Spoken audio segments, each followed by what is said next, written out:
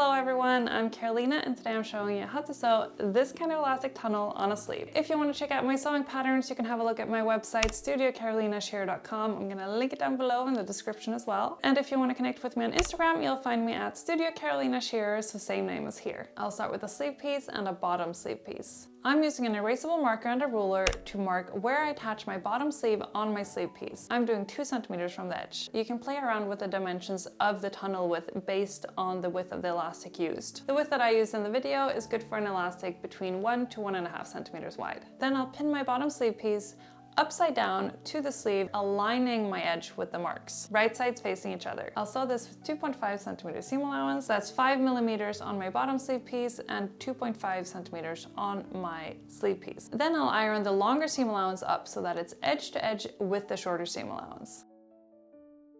If your fabric is bulky, you can trim away some of the seam allowance here, but be careful not to cut too close to the fold or the seam. Now fold over and iron down the bottom sleeve piece over this.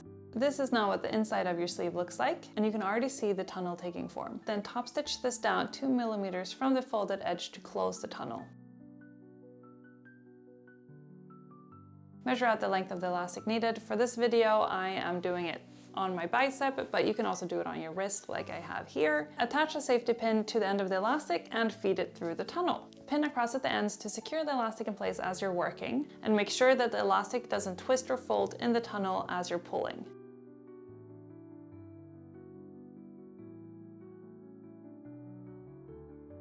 When the elastic is all the way through, overlock around the full sleeve. When you get to the elastic, remove the pins and hold your elastic in place to make sure that it doesn't snap out before being secured in place by the overlocking stitch.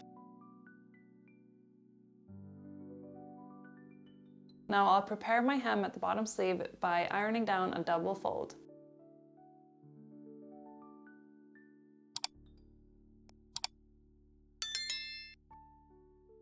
Pin your side seams together, aligning that elastic tunnel. Fold open your prepared hem and sew your side seams with a straight stitch and do a back stitch over the elastic tunnel to really reinforce that connection.